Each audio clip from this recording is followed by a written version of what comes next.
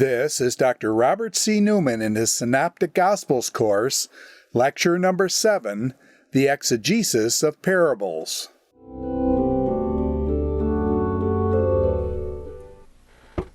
We're continuing our course here on the Synoptic Gospels. We're in Unit 5 on parables, and just previously we spent a little time looking at definitions of parables and a little bit about how parables function as stories or analogies or examples. We're going now to take a look at a particular parable, and this would be the parable of the marriage banquet in Matthew chapter 22, 1 through 14. We go again with my own translation here, and occasionally I will make reference to some item related to the translation. Matthew 22, 1. And Jesus responded, speaking to them in parables again, saying, "The kingdom of heaven is like a human king who gave wedding festivities for his son. And he sent slaves to call those who had been invited, call those who had perhaps been previously invited, but they were unwilling to come. Then he sent other slaves, saying, 'Tell those invited, look, I've prepared my meal. My oxen and fattened cattle have been slaughtered, and everything is ready. Come to the feast.' But some were unconcerned, and went away, one to his field, another to his shop. The rest seized his slaves, abused and killed them. Now the king became angry.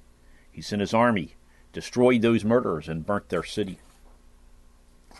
Then he said to his slaves, 'The feast is ready, but those invited were unworthy. Go then to the city gates, and invite whomever you find to the feast.' So those slaves went out on the roads and brought all they could find, bad as well as good, and the feast was filled with guests. Now when the king entered to observe the guests, he saw there a man not dressed in festal clothing. He said to him, 'Fellow, how did you get in here without a wedding garment?' Now he was silent, possibly dumbfounded or dumbstruck. Then the king said to his attendants, 'Bind his hands and feet. Throw him outside in the darkness. There will be weeping and gnashing of teeth out there.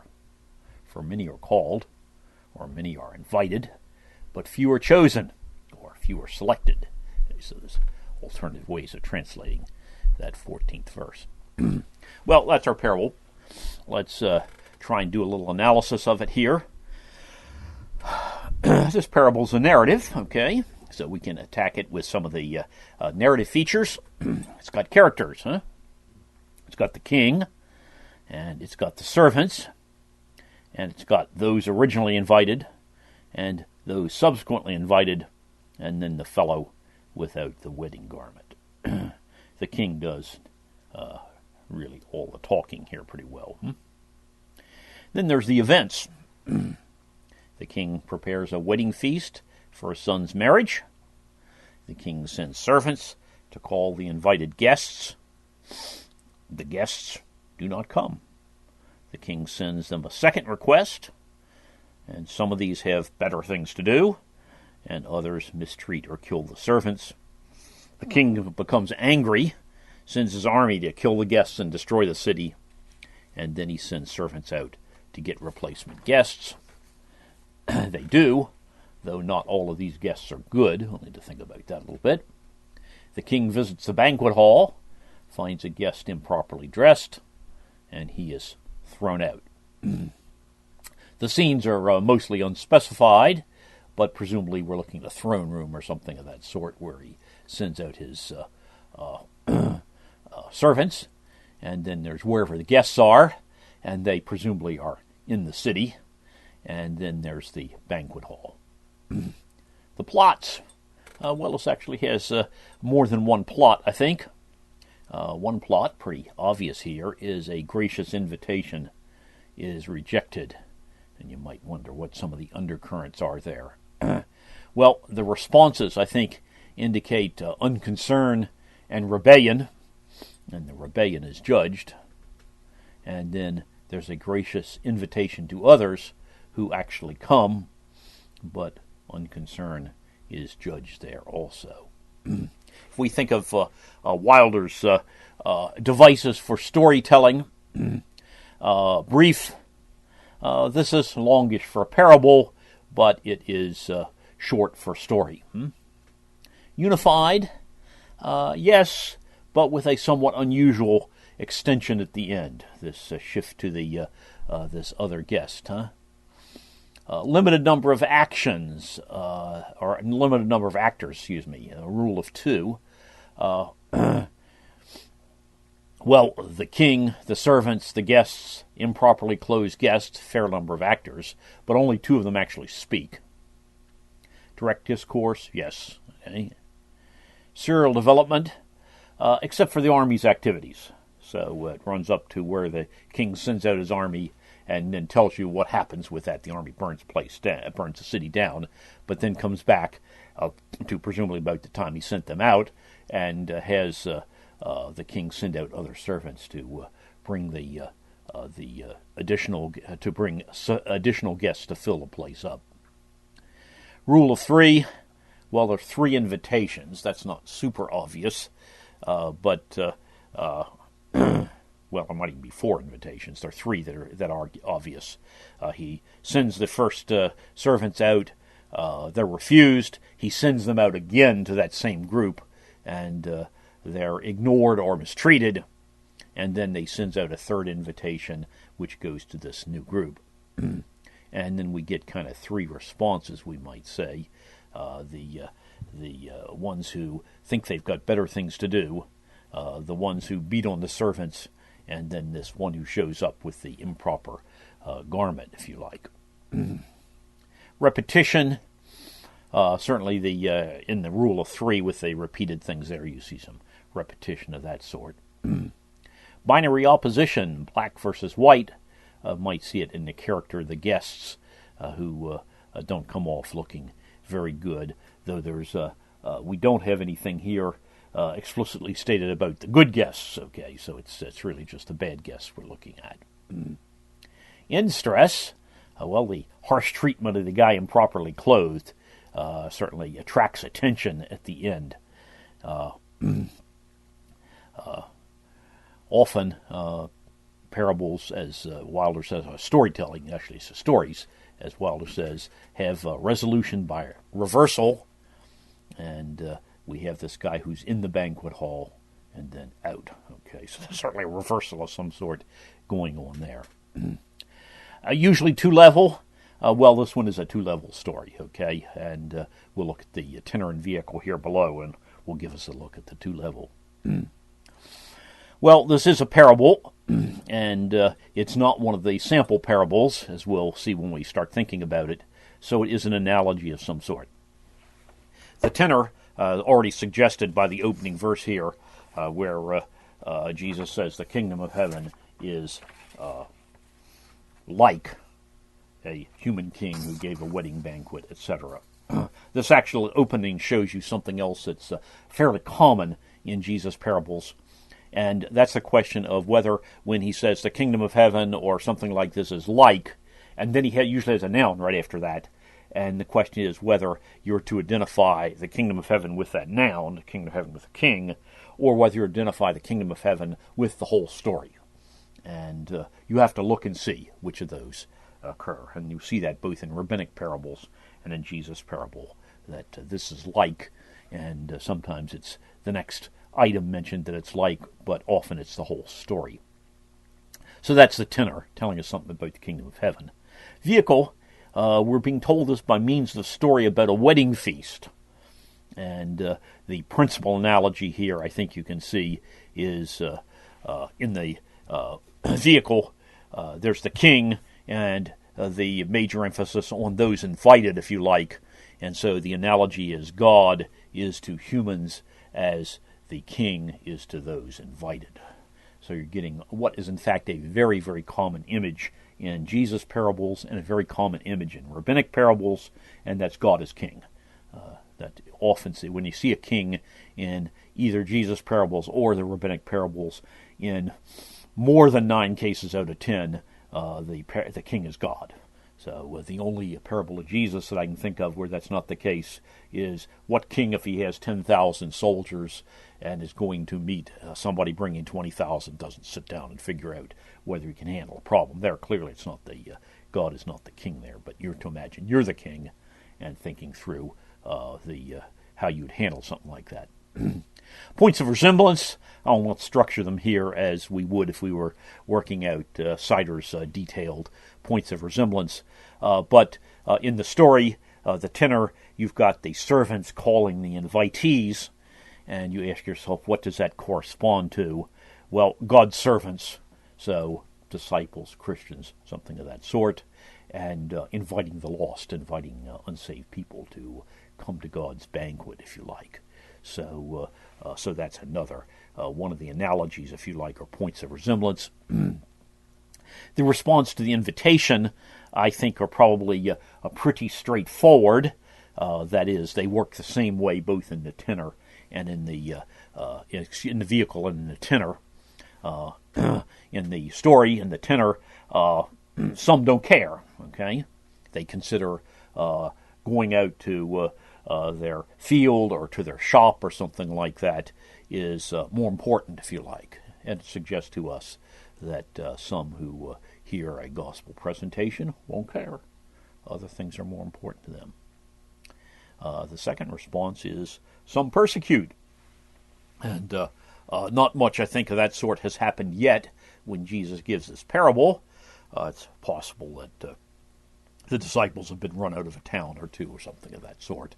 But the real persecution doesn't come on strong until after Jesus has been crucified and risen, and the disciples then begin to go out. So response to invitations in the tenor, if you like, some persecute. And then a third response, some do come. And just as some of the invitees come to the wedding feast, so some of the people that we call to come to Christ will in fact come. We see some more points of resemblance in the king's response. He brings judgment on the rejectors, and that's really only seen primarily in terms of the ones who respond with beating on his servants, where he brings judgment on them, burns down their city, kills those murderers, as it says in the passage. But we don't see exactly what he does with those who don't care unless we imagine they're in the same city. But I think that's basically one of these things where to keep a parable short doesn't chase through all of the cases, just as with the parable of the pounds. The story doesn't go after examples 4, 5, 6, 7, 8, 9, 10 either. In addition, with the king's response, we see that he won't put up with nonchalance. And that's, I think, rather clear in regard to the guy without the wedding garment. So that's a quick look at the parable as an analogy. It's helpful to look at the background in this sense. What would the original hearers have understood about this particular parable? We will catch more things now coming centuries after the events and seeing how some things have unfolded. But what else would they catch in background? Well, some of it's symbolism. Jesus' parables, like those of the rabbis, frequently make use of common metaphors, often taken from the Old Testament. In this parable, it's very safe to conclude that the king represents God. And that is obviously an Old Testament picture. God is a great king, says Malachi, etc., and that shows up again and again. And that, as I said, shows up quite standardly in Jesus' parables and in rabbinic parables as well. So why does God represent the king? Common Old Testament metaphor, common New Testament metaphor. It fits the flow of the parable, particularly in view of the interpretive hints at the end. Outer darkness, weeping and gnashing of teeth, which show up in several of Jesus' parables and are clearly what we might call euphemisms for eternal condemnation. Two other symbols here appear to be marriage and banquet. So question, how are those used, particularly how are they used figuratively in the Old Testament? Well, marriage, first of all. Marriage is often figurative of God and his people. Some examples. Isaiah 54, 5 through 7, New American Standard, updated. For your husband is your maker, says Isaiah to Israel, whose name is the Lord of hosts, and your Redeemer is the Holy One of Israel, who is called the God of all the earth. For the Lord has called you, like a wife forsaken and grieved in spirit, even like a wife of one's youth when she is rejected, says your God. For a brief moment I forsook you, but with great compassion I will gather you. So here a picture of God as husband and Israel as the wife, and here a rejected wife who is called back, looking, I think, at the end of the age. Hosea chapters 1 through 3, of course, is a very striking acted parable in terms of marriage representing the relationship between God and Israel. There the prophet is instructed in Hosea 1:2, when the Lord first spoke through Hosea, the Lord said to Hosea, go take to yourself a wife of harlotry, and have children of harlotry, for the land commits flagrant harlotry, forsaking the Lord. And so then the whole thing about Hosea marrying Gomer, and then Gomer and Hosea having children, or at least Gomer has children, and then eventually she runs off with her other lovers, etc., and then she's going to be brought back and spend actually a time of kind of a uncertain status where she will not be having relations with anybody else, but not be having relations with Hosea, to represent how God is going to deal with Israel before the events of the end begin to come together. Ezekiel chapter 16 certainly picks up this idea of God married to his people, and of course the traditional interpretation of the Song of Solomon goes in that direction as well. So that's marriage, and as I say, that's often figurative of God and his people in the Bible, and so that would have been known to the hearers who are listening to this. And interestingly, the parable is largely about a banquet, but it happens to mention it's a marriage banquet, which of course would be a more important one than many others. And then it also happens to mention offhand that it's a marriage banquet of the king's son. And nothing more is done with that in the parable, but it's left there, I think, as an interpretive hint. Banquet, as a figure, is not so obvious in the Old Testament, but is more frequent in the New Testament and in rabbinic literature. A few Old Testament possibilities, however. Isaiah 25, verses 6 through 8. The Lord of hosts will prepare a lavish banquet for all peoples on this mountain. Whatever this mountain is, we don't know where Isaiah is standing when he makes this proclamation. A banquet of aged wine, choice pieces with marrow, and refined aged wine. On this mountain he will swallow up the covering which is over all peoples, even the veil which is stretched over all nations. He will swallow up death for all time, and the Lord God will wipe tears away from all faces, and he will remove the reproach of his people from all the earth, for the Lord has spoken. Well, I'd say that's pretty clearly eschatological of some sort, speaking the end, because it's picturing God taking away death from the human race, apparently. So some kind of a banquet at the end of the age is pictured there.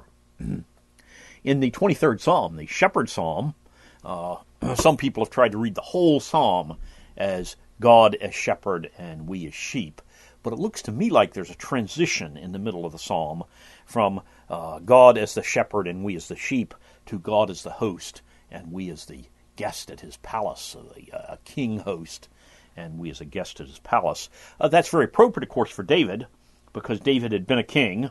David had been a shepherd when he was young and had sheep, family flock, and then David becomes a king, and he has household guests, as is fairly common with kings, and we actually know the names of a couple of them. The fellow who is Jonathan's son, Mephibosheth, is brought in as to be kind of a lifelong guest and eat at the table of the king. And then after David has fled from Absalom and is coming back, one of the guys across the river who had provided hospitality for him is Barzillai, and he's an old man. I don't know how old that would make him, but he says, too old to appreciate taste of food and too old to appreciate music and dancing, etc. So he says, take Kimham. And we're never told who that is, but almost certainly that's his son or grandson or somebody like that. And so Kimham goes to become a lifelong guest in the house of the king. So when Psalm 23 says, you prepare a table before me in the presence of my enemies, you've anointed my head with oil, my cup overflows, we're probably getting a banquet scene in that kind of situation in which David now views himself as the lifelong guest in the home of a king, and it's God is the king and he is the guest. Just one psalm earlier than that, Psalm 22, the picture there of the one who is surrounded by his enemies and that sort of thing. That psalm starts out, my God, why have you forsaken me? And all of the cry of this desolated person. And then it suddenly turns to a psalm of praise in the last, say, 10 verses. And the psalmist says, from you comes my praise in the great assembly. I'll pay my vows before those who fear him. The afflicted will eat and be satisfied. All those who seek him will praise the Lord. Let your heart live forever. It sounds like a vow banquet. Right? One of the procedures, which we don't deal with a whole lot, but it's mentioned a bit now here and there in the Old Testament, is that for a certain type of offering, the vow offering, a fair bit of the animal comes back to the offerer, and that person prepares the thing and has a meal for his friends. And apparently it's typically in the temple precincts somewhere. And basically what is a celebratory offering for God answering the person's prayer, for which the vow is a part of that. If you do this for me, Lord, I will do this, etc.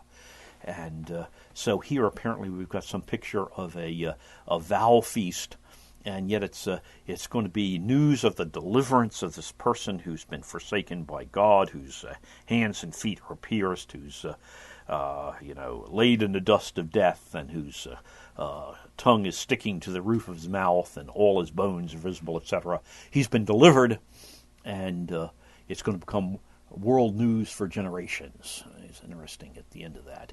So here again is a banquet scene, and it sounds to me like it is eschatological also, so that at least two of these three were looking at some kind of a end times banquet, and that I think is what the rabbis would have called the Messianic banquet, and which is that term is now being used in evangelical circles as well.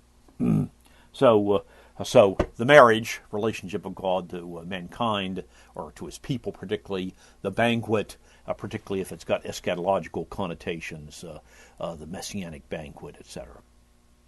Another possible symbolic element is the garment. And so I ask my students in this handout sheet they've got for homework, how are garments used figuratively in the Old Testament? And obviously garments are used non-figuratively, lots of ways, but a few ways. For instance, if you look at, maybe 4 or 5 passages, 2 Chronicles 6:41, Psalm 132:16, Isaiah 61:10 and 11, you see the garment used to represent salvation. For instance, in the last of these, Psalm 61:10, 11, I will rejoice greatly in the Lord. My soul will exult in my God, for he has clothed me with garments of salvation. He has wrapped me with a robe of righteousness, as a bridegroom decks himself with a garland, and as a bride adorns herself with her jewels. For as the earth brings forth its sprouts, and as a gardener causes the things sown in to spring up, so the Lord will cause righteousness and praise to spring up before all nations. So a picture here of garments representing salvation, righteousness, that sort of thing. That brings us to the next idea under garments, and that's righteousness. Where he just saw that one. How's it go? He's wrapped me with a robe of righteousness. And that occurs also in Psalm 132:9, Isaiah 59:15 through 19. And here's what Isaiah 132:9 looks like. Let your priests be clothed with righteousness. Let your godly ones sing for joy. And contrast that with Zechariah 3, 1 through 10, where the high priest is dressed in filthy garments, and Satan is accusing him before God, and then God has his garments replaced with good garments, etc. So righteousness or unrighteousness, typically represented by the cleanliness of the garments, perhaps could be represented by the color or not. There's some other uses of figurative uses of garments. Psalm 132:18, garment representing shame. Isaiah 63, 1-6, garment representing vengeance. Isaiah 52, 1 and 2, garment representing strength. Let me hold up for a second here and get a little water.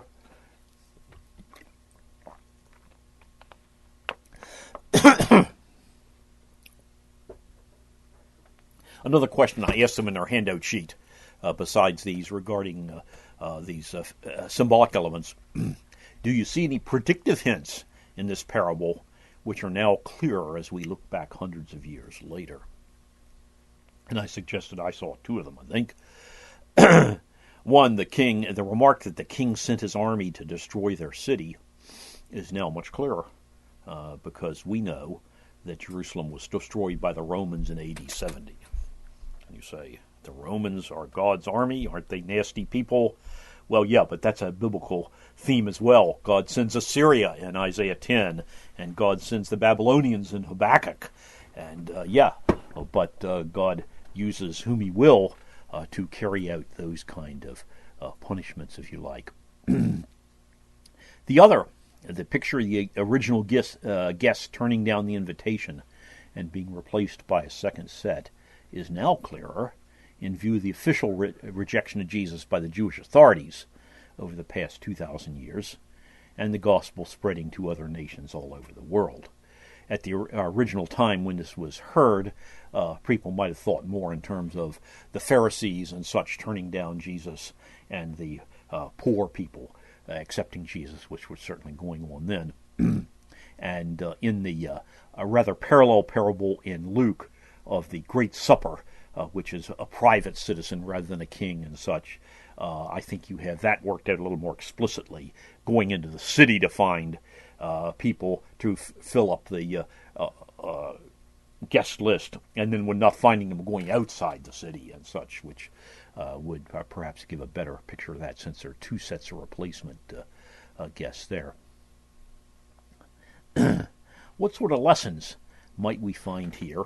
And it's interesting to try it this way. What sort of lessons might we find for Jesus' original hearers? Then, what sort of lessons might we find for early Christians? And then, what sort of lessons might we find for us today, who have seen at least many centuries of church history, which the early Christians would not have seen? Well, go back and think about the original audience. You've got, obviously, in the ones who go off to their field and to their shop, and the fellow who comes in with the improper garment, the danger of treating God's invitation lightly would have shown up very much there. In regard to the ones who beat on the servants and such, and kill some of them, the original audience would surely have seen the whole picture of foolishness on the one hand, and rebellion on the other hand, and rejecting the king's offer. I mean, think for a minute. How often have you ever got invited to a wedding banquet for a king? Well, we don't live in a monarchical society, so probably never. Well, how often have you got invited to a presidential banquet of some sort? Answer again, probably zero. Or how often invited to a governor's shindig of some sort for your state, or even some kind of mayor's reception for your city? And I think most of us would have to say never, okay? So it's kind of a once-in-a-lifetime sort of thing. And here, that's being offered, and these people go out in their field, go to their shop, etc. It's a very foolish sort of thing. I think the original audience would also have seen it, given they make the connection between king and God, that this is warning of the wrath to come.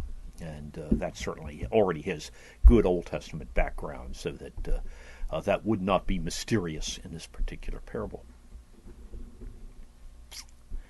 Now, imagine we're looking at early Christians looking at this, and some of these might be before 70 and some after 70, that sort of thing. Well, there's this fellow who gets in, but gets thrown out. And what's that all about? Well, I'm not sure what message that would have given to the original audience, but to early Christians, they're already seeing that the official Judaism of Jerusalem had rejected the Messiah and such, and that there are now a lot of Gentiles coming into the church. And yet, who's this guy that doesn't have the garment, etc.? Well, the danger of professing Christians treating the invitation lightly. A question that's often come up is,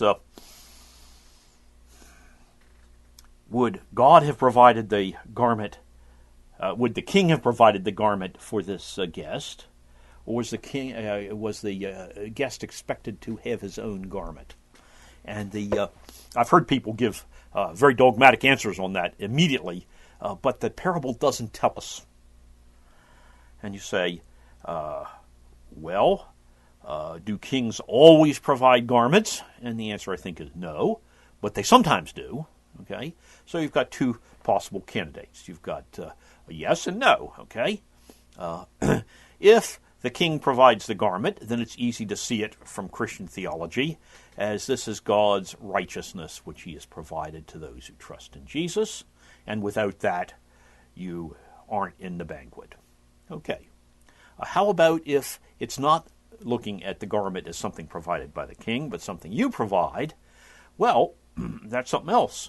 And that is, a person who is really a believer will respond in a certain way in his lifestyle to what the God has done for him, and he will try to clean up his life and that sort of thing. And we see biblical warrant for that kind of picture. Think, for instance, of the sheep and goat judgment and what Jesus has to say to those. Inasmuch as you did these things to these others, you did it to me.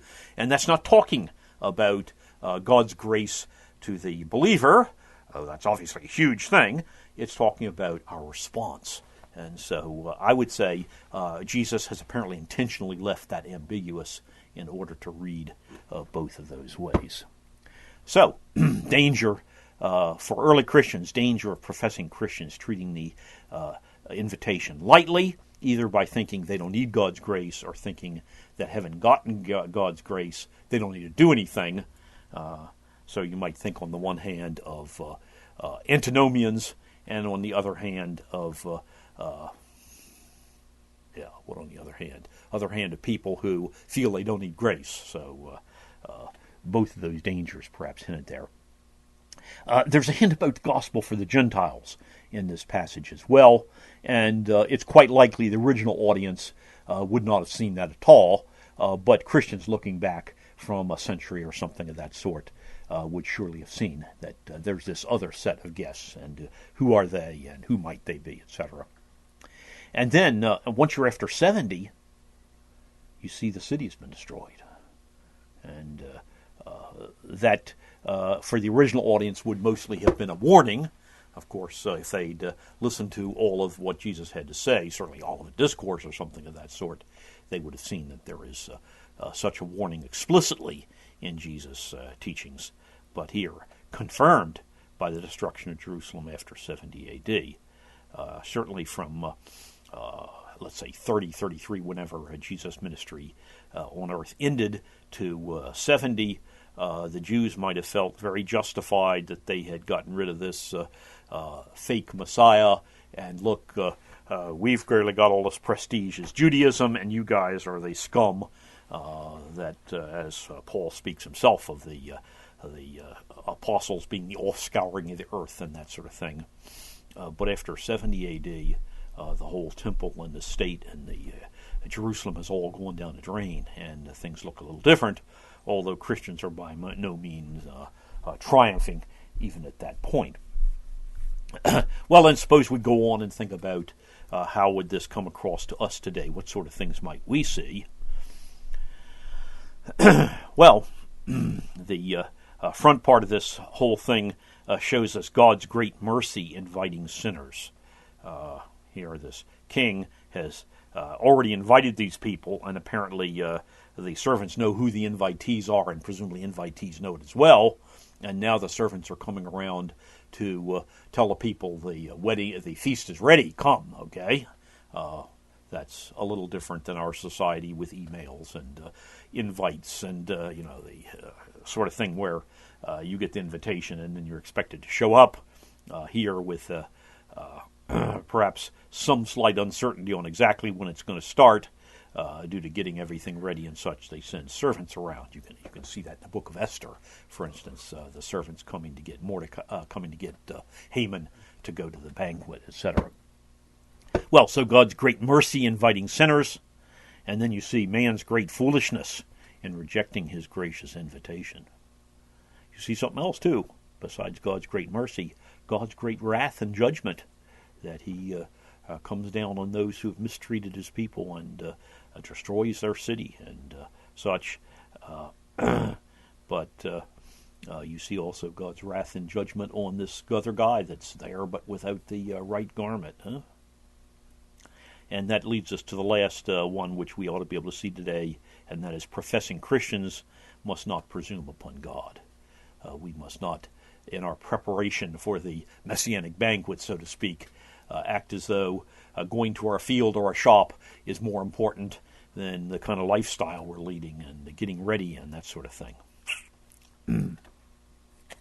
Well, that's our discussion of parables. There's lots and lots can be said, but that's an attempt to take a look at some of that. There's even more could be said about that particular parable, but a very powerful parable of God's mercy and yet God's judgment, warning of the wrath to come, and need for humans to make the right kind of response.